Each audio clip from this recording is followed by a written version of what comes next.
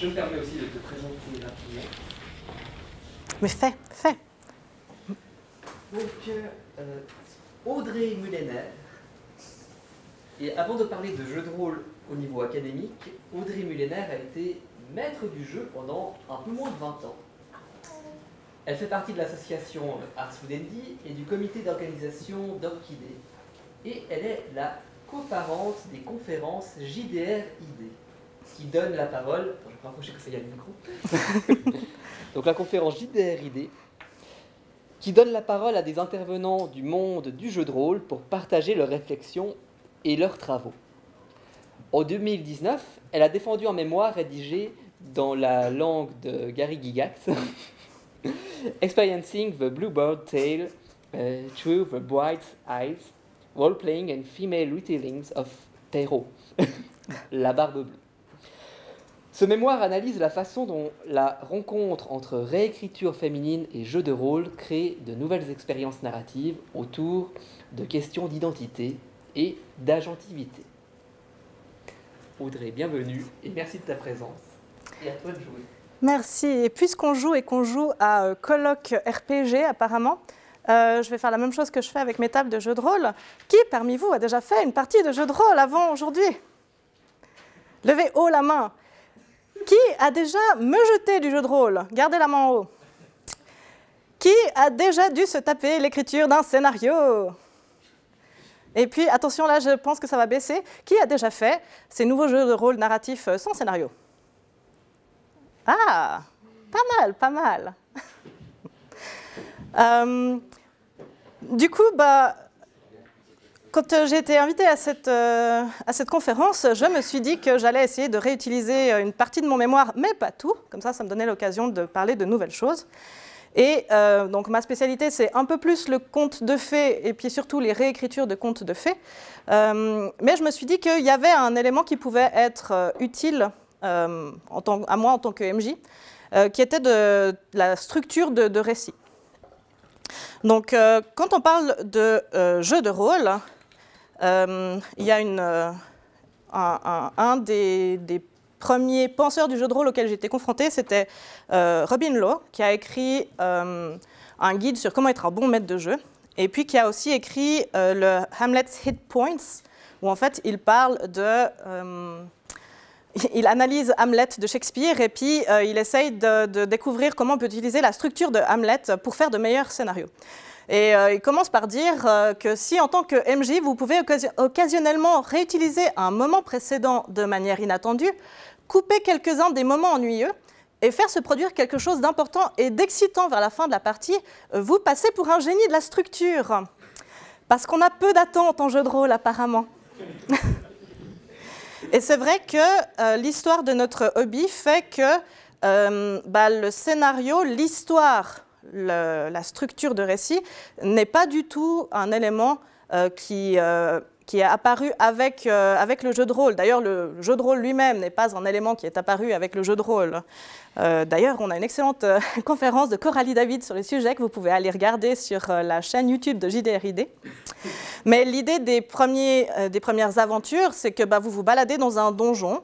Donc, le maître de jeu a préparé une carte, une série de rencontres. A priori, il y a une augmentation de la difficulté qui crée un petit peu de tension, parce que plus vous avancez, plus vous avez d'XP, donc a priori plus vous êtes fort, mais aussi moins vous avez de points de mana, de potions de soins, de ce genre de choses.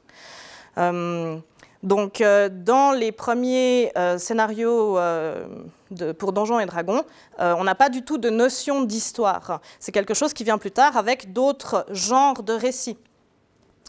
Du coup, on va reparler de l'Appel de Cthulhu.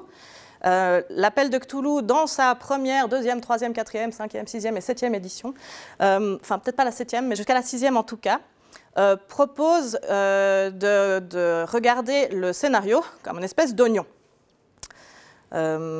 Il dit, en fait, quand les joueurs arrivent, ils ont l'impression qu'il se passe, que quelqu'un leur joue un tour. Et puis, quand ils examinent un peu mieux ce qui se passe, ils se rendent compte qu'il se passe peut-être vraiment quelque chose de pas très naturel.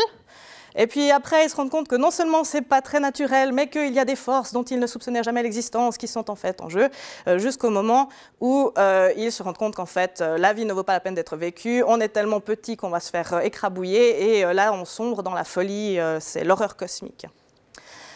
En termes de scénario, on peut représenter cet oignon, qui n'apparaît pas très bien sur cette présentation PowerPoint. Donc, en utilisatrice de Mac, je n'ai pas créé cette présentation sur PowerPoint et je vois que j'ai eu tort. Le passage ne s'est pas très bien fait. Donc, on peut représenter ce type de scénario et la plupart des scénarios qui arrivent par la suite pour le jeu de rôle sous forme d'arbres à choix multiples. Avec plus ou moins de choix qui mènent vers plus ou moins de fins, même si souvent ce qu'on observe, c'est qu'on a une espèce d'arbre avec beaucoup de choix qui s'ouvrent vers le milieu et qui se referment vers 1, 2 fins, peut-être 3, si vraiment le maître de jeu était très... enfin, l'écrivain qui a créé ce scénario avait une idée géniale de comment ça pourrait se passer. Mais de manière générale... je me souviens du scénario, du premier scénario de ma version 5.5 de Cthulhu en français. On aurait pu plutôt faire une flèche. Ça aurait bien représenté le scénario. Il passait par toutes les tranches de l'oignon, mais au final, on avait peu de choix sur ce que le joueur pouvait vraiment faire s'il voulait rester dans l'histoire. Donc, cette unité de scénario devient en fait l'unité pour les jeux qui souvent sont des jeux d'enquête ou bien les jeux d'horreur qui sont souvent des jeux d'enquête en fait. Donc, on se retrouve avec 2 types de récits dans le jeu de rôle en parallèle. La carte de Donjons et Dragons et puis des schémas en arbre pour le scénario. Donc, si on revient à Robin Laws, il s'intéresse, c'est un des premiers que j'ai vu dans le monde du jeu de rôle qui se dit, OK, qu'est-ce que la littérature pourrait m'amener ? Puisque le jeu de rôle est intrinsèquement lié à des formes littéraires, Donjons et Dragons doit son existence au Seigneur des Anneaux, en partie à Conan le Barbare, au pulp en général. Il doit son bestiaire au Seigneur des Anneaux, plus ou moins. Oula, attention. OK, on va oublier ce que je viens de dire et on va passer à la suite. Ouais. Donc, la partie de jeu de rôle est régulièrement inspirée de textes littéraires. On pourrait utiliser les termes de Genette et parler d'hypotexte et d'hypertexte avec, et là je ne sais jamais dans quel ordre ils vont, j'oublie tout le temps, avec l'hypotexte étant le texte littéraire et l'hypertexte la partie de jeu de rôle. Est-ce que je suis dans le bon sens? OK, c'est bon, il y a des gens qui hochent la tête. Ça veut dire qu'en fait, on peut retrouver dans la partie de jeu de rôle les éléments littéraires dont il s'est inspiré. Ce qui veut dire aussi qu'un des schémas les plus simples qu'on peut souvent appliquer après coup à une partie de jeu de rôle, c'est notre bon vieux schéma Kinner, avec si possible une montée dans la tension. Donc j'ai repris ce schéma directement de nouveau de Robin Laws. Donc il le présente pour immédiatement le jeter. Parce que ce qu'il dit en fait, c'est que le problème de notre partie de jeu de rôle, et c'est quelque chose qu'on verra dans les critiques que je vous présenterai après, c'est qu'on ne peut pas vraiment le penser pendant la partie comme une unité suivie, comme une flèche. Ça ne fonctionne pas, c'est une série d'instants. Donc, on devrait plutôt le penser, lui il propose de le penser en une série de beats, qu'il appelle, et puis ce qu'il dit qui est le plus utile, c'est de le penser en termes de est-ce que ça fait avancer l'histoire ou est-ce que ça développe la personnalité du personnage. Et du coup, il catégorise ces 2 beats principaux, plus 5 autres. Je ne vais pas m'arrêter là-dedans parce que sinon on n'aura pas le temps de tout faire. Et puis il propose cette magnifique carte qui fait 2 pages. Donc ça, c'est l'analyse de Hamlet, où il utilise sa nouvelle méthode. C'est un peu plus compliqué que le schéma Kinner. Et donc, ce qu'il dit, c'est que, au lieu de s'intéresser à 5 points marqué de l'histoire, on devrait plutôt s'intéresser aux changements entre ces différents bits et, si possible, les varier pour garder l'attention de nos joueurs. Donc, en parallèle et un peu avant cette analyse de Robin Laws, il y a d'autres personnes qui se mettent à penser le jeu de rôle et on se retrouve avec plusieurs théories du jeu de rôle faites par des rôlistes, entre autres celle que je vais utiliser maintenant, qui est GNS Theory par Ron Edwards, qui se base sur le Threefold System. Donc, en fait, les gens regardent le jeu de rôle et se disent, OK, quel est l'horizon d'attente des joueurs? Et ils le catégorisent en 3 parties. Gamist, donc les gens qui sont vraiment là pour jouer un jeu et gagner le jeu. Votre gros bill moyen à votre table, pour ceux qui voient de quoi je veux parler. Donc, c'est les personnes qui vont aller chercher le meilleur bonus, la meilleure combinaison de classes, de personnages, pour pouvoir être le plus efficace dans le donjon, avoir le plus d'XP. Ils sont là pour gagner. Il y a les simulationnistes. Eux, ils sont là pour le plaisir de retrouver un univers cohérent. Donc, leur idée, c'est de pouvoir explorer, d'être vraiment en terre du milieu, avec des PNJ qui respectent les coutumes et les us locaux, avec une physique qui fonctionne et donc une magie cohérente avec elle-même si elle a lieu d'exister dans l'univers. Et puis, donc Ron Edwards a quand même un petit penchant plutôt vers les narrativistes. Et contrairement à ce qu'on pourrait croire, il n'est pas question là de narration, mais vraiment de roleplay. Il remet au centre le fait de jouer son personnage, la liberté du joueur, d'interpréter son personnage et de ne pas être contraint par ces notions qu'on avait avant de scénario. Et surtout, ce qu'il ressort de tout ça, c'est sa fameuse phrase « System matters ». Le système a de l'importance. Et ce qu'on voit découler de cette idée, c'est qu'en fait, c'est ce que disaient Coralie David et plein d'autres. Le but du jeu, donc le jeu de rôle est donc un médium d'impression littéraire orale basé sur l'improvisation, ce qui permet d'assouplir les structures narratives afin d'adapter le scénario aux récepteurs, les PJ, qui par conséquent deviennent aussi les auteurs de l'intrigue. Comme c'est une narration partagée, on ne peut pas s'attendre à ce que tout aille dans la belle ligne qui devait partager mon oignon. Il y a forcément un moment où un joueur va être intéressé par quelque chose de complètement annexe à l'histoire principale et par exemple qui va tout d'un coup décider d'adopter un chaton qu'il a croisé dans la rue ou qui va décider de se battre avec une des personnes présentes dans la taverne. Donc, on voit la même chose chez nos penseurs anglophones. Déjà, ce que j'aime bien, c'est qu'ils disent que le jeu de rôle, c'est une narration après coup. La partie a lieu. Et après, quand on réfléchit à la partie, c'est là qu'on a vraiment la narration. Le jeu de rôle n'est pas vraiment une narration, parce qu'elle elle ne va pas vers un but précis. Les joueurs peuvent tout à fait décider de faire différents points. Et c'est après coup, en réfléchissant à ce qui s'est passé, en décidant de l'importance de ces différents points, qu'on crée la narration.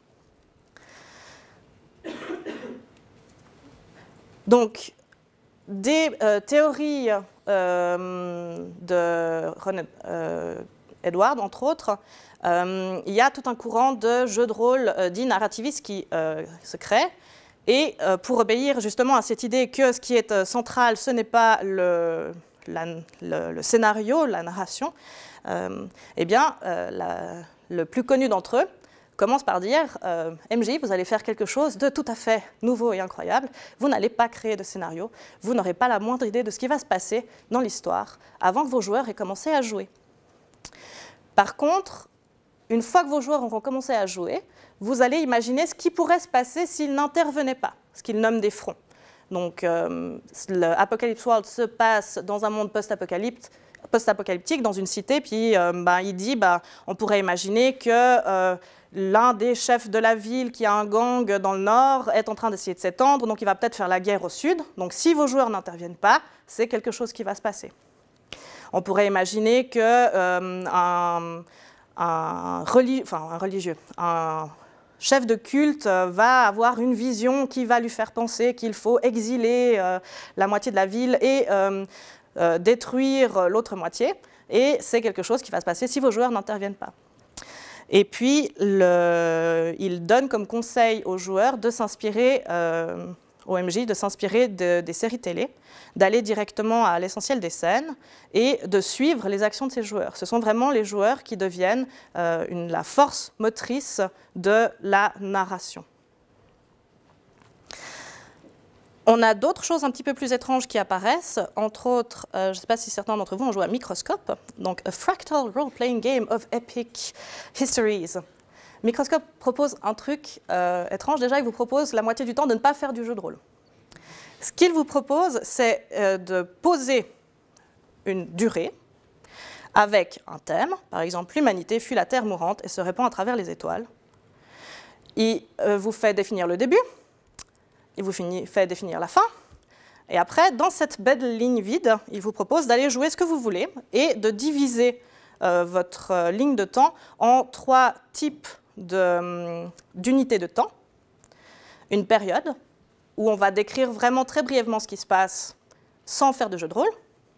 Un événement, où on va être un peu plus précis et nommer éventuellement des personnages.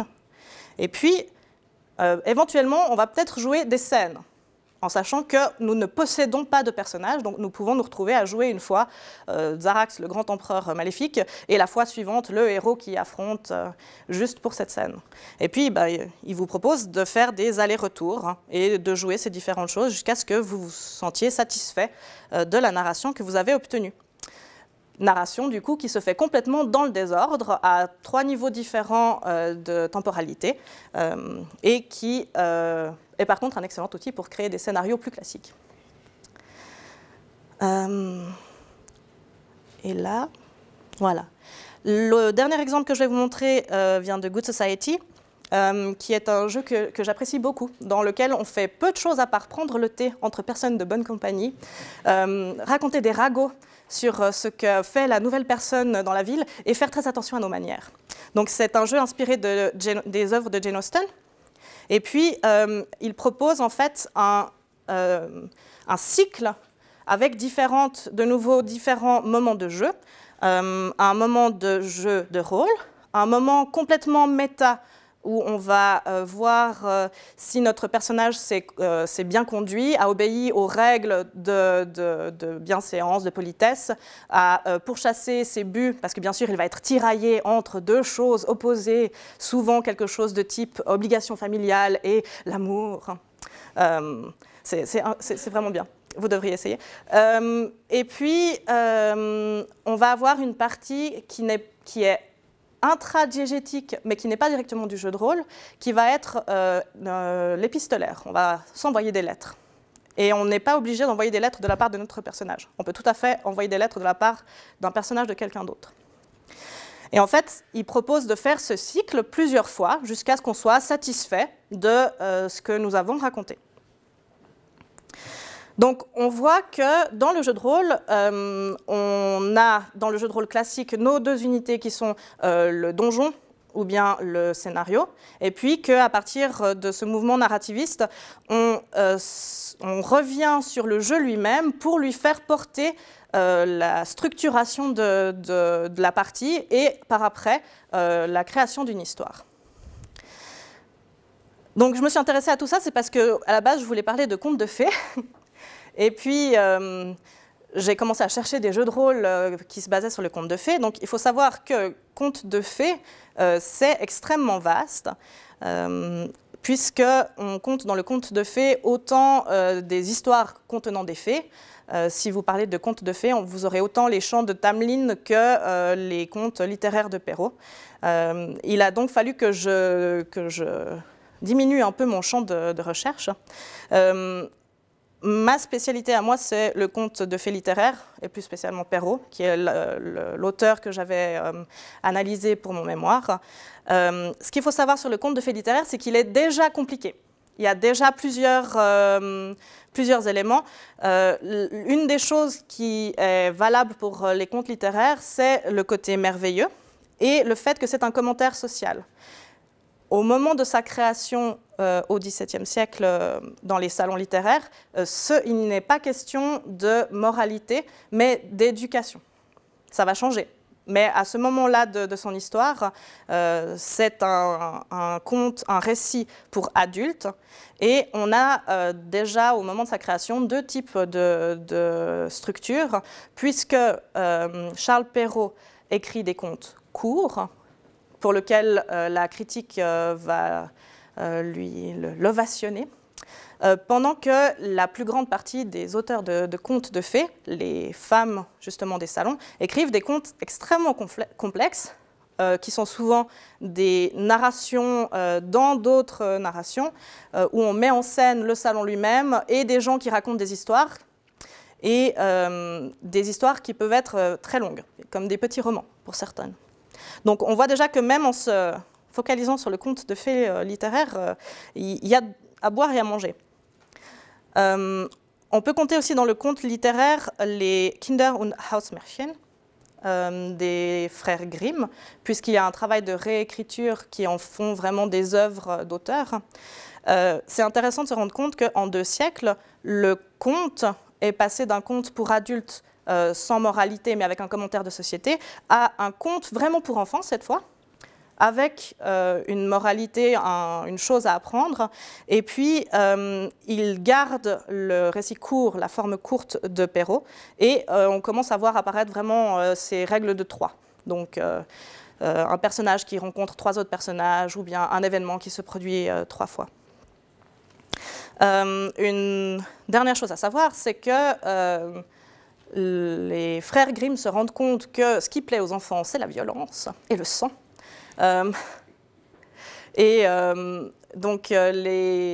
Étrangement, les contes les plus violents ne sont pas forcément les contes, enfin les plus sanglants ne sont pas forcément les contes pour adultes.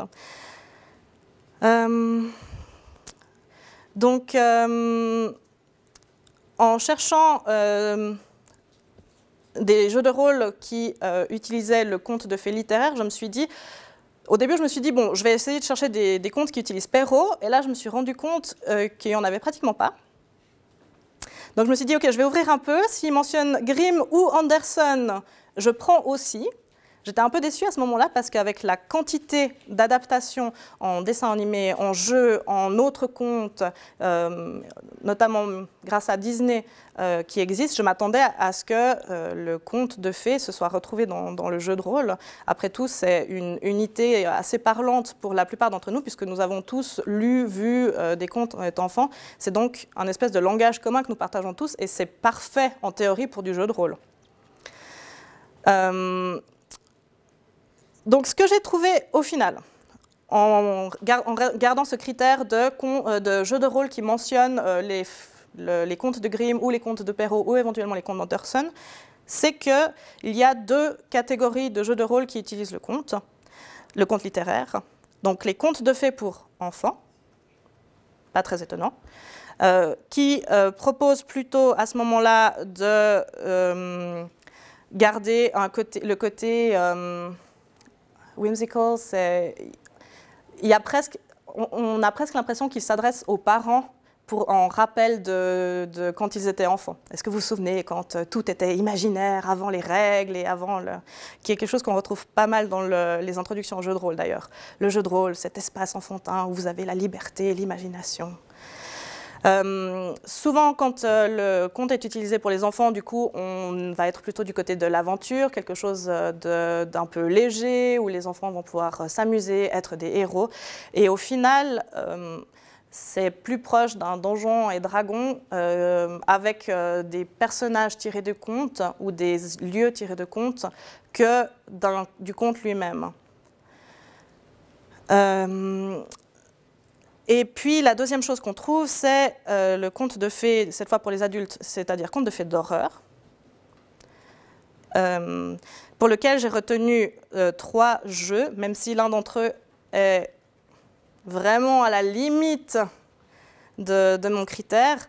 Donc, si on commence par Changelin, c'est effectivement un jeu basé sur les contes de fées, mais plutôt les contes de fées de la tradition celtique, plutôt les contes folkloriques, ou justement le fameux chant de Tamlin dont je vous parlais avant. On retrouve chez Changelin cette espèce de thème de l'innocence, de l'enfance et de l'imaginaire, mais avec un côté, on va grandir, arriver à l'âge adulte et être complètement désabusé. Ce qui est intéressant par contre, c'est que Changelin propose aux joueurs de s'inspirer d'un style de structure littéraire pour créer leur partie, et il leur propose le voyage du héros. Donc, The Hero's Journey, c'est en examinant les mythes, en fait, son nom m'échappe tout d'un coup, Joseph Campbell, on a tiré une espèce de règle générale qu'il a en fait 17 étapes, qui sont les différentes étapes auxquelles passe le héros pour arriver à la fin, à son état de héros. Si vous voulez avoir une idée, même si ce n'est pas directement Joseph Campbell, c'est inspiré des travaux qui ont été faits sur l'œuvre de Joseph Campbell plus tard. Mais en gros, le héros est appelé à l'aventure. Dans la version de Joseph Campbell, il refuse l'appel à l'aventure et donc on le pousse, il est forcé. Il rencontre un mentor et des alliés. Et là, il y a tout un cheminement intérieur où il va affronter des épreuves. Il va y avoir une mort symbolique et puis il va renaître et revenir à son point de départ. On peut aussi penser de nouveau au Seigneur des Anneaux, Frollo avec son anneau, il n'est pas sûr qu'il veut y aller, finalement il n'y a pas trop le choix, donc il y va, il subit toutes sortes d'épreuves qui le changent profondément, dont le fait de transporter l'anneau, et il retourne à la comté complètement changé, désabusé, fatigué, mais en ayant grandi émotionnellement et dans son âme. Donc, voilà. Donc, c'est pas exactement le type de structure auquel je m'attendais pour un conte de fées. Surtout qu'il existe effectivement un guide de l'utilisation du conte de fées qui a été édité par Avalon Games, où on nous dit le conte de fées, c'est plutôt des aventures rapides, directes. Le personnage est lancé dans l'action et à partir de là, on y va et on y va vite. Donc, voilà. Donc, Changelin est sur ma liste parce qu'il mentionne le conte de fées, mais on se rend compte que, en fait, le genre auquel il se réfère réellement, c'est plutôt le mythe. Le deuxième jeu, c'est Grimm. Donc, Grimm propose un univers, cette fois-ci, expressément inspiré des contes de Grimm. On retrouve du coup des personnages dans les opposants qu'il propose. On retrouve une façon de penser l'histoire par rapport aux éléments de base des contes de fées. Et puis, par contre, au niveau de la structure, on a un retour à ce schéma quinaire. Il reste assez basique dans son idée de la structure à proposer. Ok, donc jusqu'à maintenant, à ce point-là de ma recherche, j'étais un peu mitigée sur mes résultats. Heureusement, je savais avant de commencer que j'aurais au moins un jeu qui vaudrait la peine d'être présenté. Donc, Bluebeard's Bride est un jeu inspiré de deux choses. Une réécriture de La Barbe Bleue par Angela Carter, une réécriture gothique d'horreur où on remet le personnage féminin au centre. Et c'est un jeu qui est extrêmement conscient de ses origines, puisque c'est un jeu qui propose au maître de jeu de raconter le conte de Perrault ou un autre conte de la Barbe Bleue aux joueurs. Donc il propose déjà aux joueurs le modèle dont il est tiré. Et puis, donc, La Barbe Bleue, vous vous souvenez, au cas où il y aurait besoin d'un rappel, c'est l'histoire d'un homme à la barbe bleue. Il a besoin d'une épouse, il épouse une de ses voisines, tout se passe très bien, il est riche, elle est très contente d'être là, jusqu'au jour où il s'en va en lui laissant les clés, et elle se rend compte que c'est un assassin. Et donc, la barbe bleue, au niveau de sa structure, fait quelque chose de très intéressant. Il vous donne le compte initial, et puis il vous dit, on va jouer entre le début du conte et puis le moment de la fin, où dans le conte de Perrault, elle est sauvée, mais où dans de nombreux contes, elle meurt. Et on va faire ça de façon beaucoup plus proche de l'idée qu'on a d'un conte de fées, puisqu'on va faire ça dans une structure qui va respecter cette règle de 3 qui apparaît un peu chez les Grimm. L'idée de Bluebeard's Bride, c'est que vous allez explorer des pièces qui vont vous révéler quelque chose sur votre époux que vous pourrez décider d'accepter comme une preuve de son innocence ou une preuve de sa culpabilité. Et quand vous avez 3 preuves dans un sens ou dans l'autre, le jeu s'arrête et ça déclenche une des fins qui a été déjà décidée. Donc on voit que la structure est beaucoup plus rigide que les structures qui étaient proposées avec les autres jeux.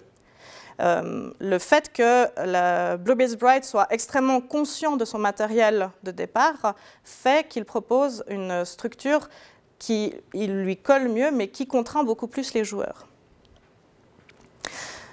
Donc, en conclusion, on a vu que dans le jeu de rôle classique existe notre donjon, notre scénario, et on a vu que les nouveaux jeux qui mettent en avant le fait que le système doit vous proposer une expérience de jeu tirée d'un type de littérature ou d'un type de série, vous propose souvent aussi des contraintes beaucoup plus fortes au niveau de la structure du jeu que vous allez pouvoir faire et donc du récit que vous allez pouvoir créer après coup. Ça n'empêche pas le fait que la contrainte principale du jeu de rôle, c'est que vos joueurs doivent pouvoir être libres. On voit avec Apocalypse World que même si le scénario s'en va, les joueurs sont remis au centre et que ce sont leurs actions qui vont créer l'histoire. Et dans un jeu comme Bluebeard's Bride, bien que la structure soit extrêmement rigide, vous êtes complètement libre d'entrer, sortir, décider d'aller observer quelque chose, vous disputer avec les autres joueurs, décider d'adopter un chat que vous venez de rencontrer, sans qu'on vous dise « c'est pas dans le scénario ».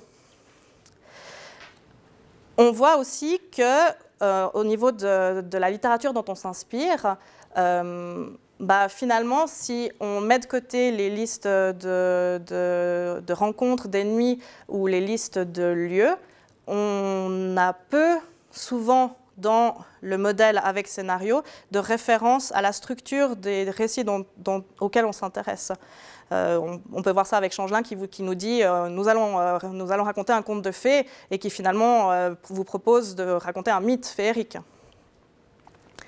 Et du coup, je me demandais si le jeu de rôle n'avait pas un peu plus à apprendre des structures littéraires, ne pouvait pas proposer des nouvelles expériences de jeu en ayant observé d'un peu plus près ce que propose la littérature, qui est extrêmement variée.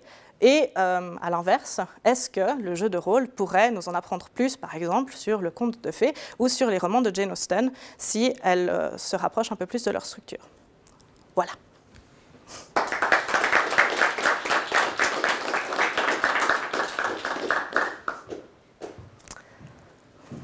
Merci beaucoup Audrey. À présent, comme pour l'intervention précédente, je laisse la parole à la salle pour des questions, remarques, commentaires. Merci beaucoup, parce que c'était vraiment une tâche super passionnante et j'ai appris beaucoup de choses, notamment en français, un incroyable catalogue de jeux que je ne connaissais pas. Je me suis demandé à plusieurs reprises si comment est-ce que tu pourrais inclure, si tu la connais, la néonatologie de Baroni dans cette affaire, parce que tu te fondes, à juste titre, surtout sur une narratologie jonetienne, on va dire.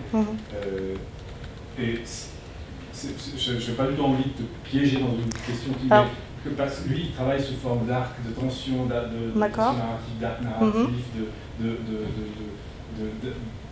d'intronisation de moments de suspense, d'attente, il fait la différence entre plusieurs aspects pour appeler tinique, qu'il appelle tinique, qui sont de l'humeur, de celui qui vit la narration.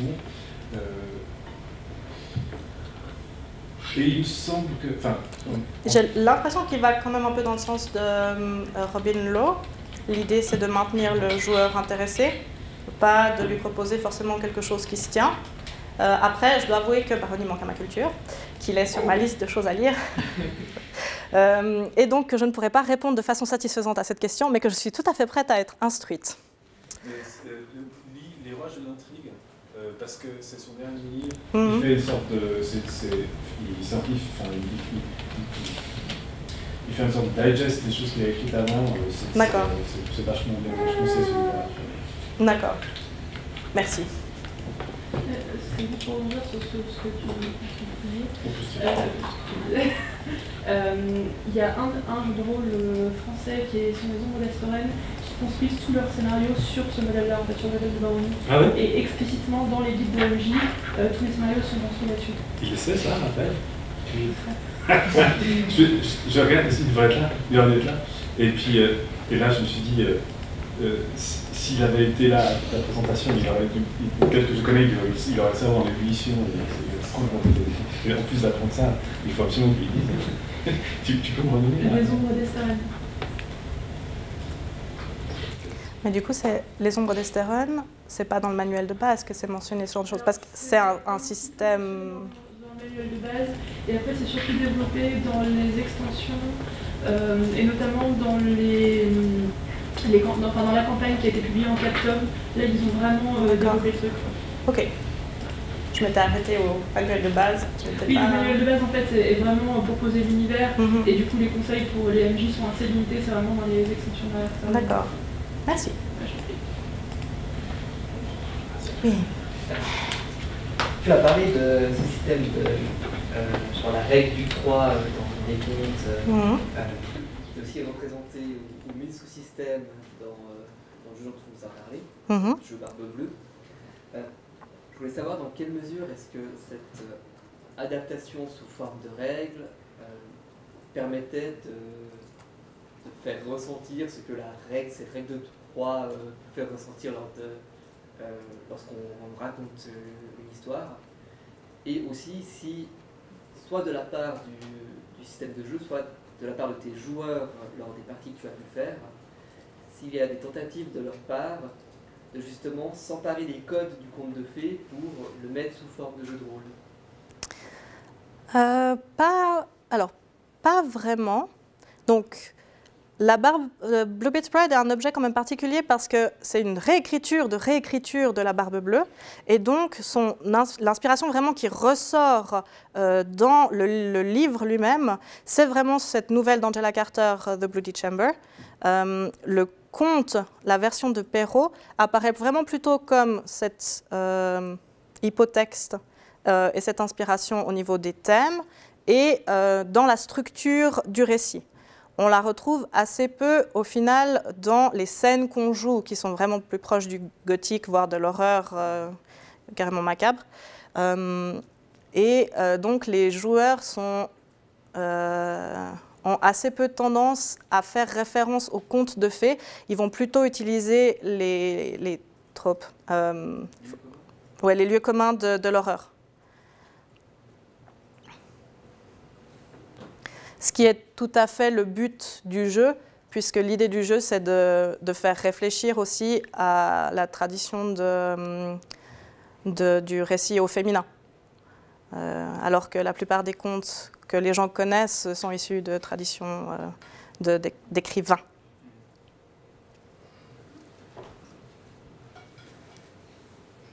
Oui. Sur la remarque de Gaspard, que j'approuve à 100%,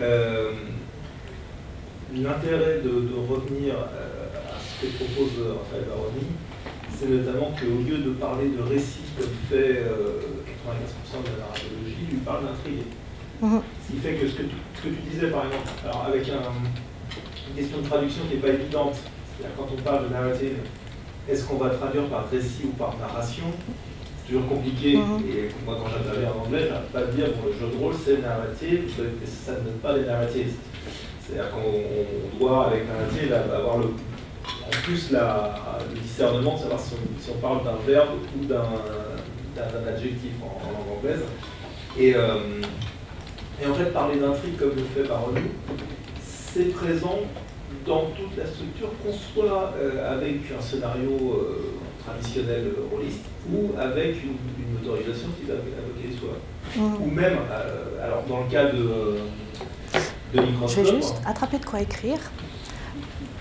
Dans le cas de Microscope, quand on joue des scènes, il y a ce moment très étonnant quand tu passes au jeu d'une scène en jeu de rôle. C'est la clôture de la scène, c'est à quel moment a-t-on résolu l'intrigue? C'est-à-dire qu'on crée un petit carton ou un post-it dans lequel on pose une question. Oui.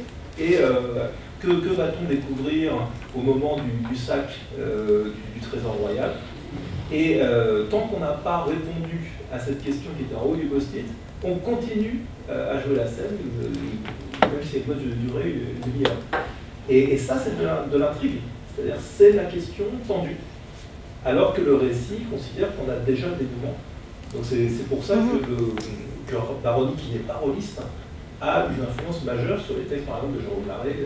On peut retrouver ce que je l'ai dit. Et toi aussi, d'ailleurs. C'est bon, on a la base. D'autres questions? Oui. Simplement pour rebondir, en fait, alors moi je ne suis pas du tout vraiment du côté littéraire, je suis vraiment pur rôliste, on va dire, je ne vois le jeu que comme un jeu, en fait. J'ai beaucoup moins cette expérience littéraire qu'il y a derrière, mais c'est très intéressant ce que vous disiez sur la part intrigue, puisqu'il y a maintenant la tendance des jeux de rôle qui sortent, c'est de beaucoup plus réfléchir ça sous forme d'intrigue très ouverte, où on part beaucoup moins sur les intentions des joueurs et on laisse vraiment les joueurs exprimer leurs intentions. Mais il y a quand même aussi des jeux de rôle qui, sur certains aspects, on pourrait plus les comparer juste comme des systèmes de jeu, qui se fichent totalement en fait, de l'histoire que vous allez mettre par-dessus, et qui prennent du coup totalement le contre-pied de ça, c'est-à-dire qu'ils ne vont donner aucun conseil sur l'intrigue. Je pense par exemple à une réédition qui a été faite du système de The Burning Wheel, je ne sais pas si vous connaissez. Qui, elle, vraiment se détache complètement de l'histoire et même qui s'en fiche complètement de l'histoire que vous allez faire. Elle est là pour, en fait, vous aider à faire un système qui reflète une certaine ambiance. Mais Burning Wheel est un de ces jeux, justement, qui met le jeu de rôle et donc le joueur au centre justement, qui fonctionne plus par intrigue, mais une intrigue directement, où la question est posée directement par les personnages.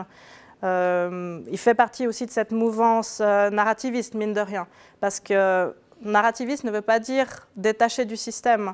D'ailleurs, on parlait avant des ombres d'Esteren, il échoue complètement au test du narrativisme, puisque le système ne vous contraint pas vraiment à faire un récit Esteren. Le livre est un magnifique hypertexte qui vous donne toutes les informations dont vous avez besoin, et qui vous plonge dans l'univers, mais une fois sorti de cet hypertexte, quand vous êtes face vraiment aux règles, vous pourriez faire de l'appel de Cthulhu.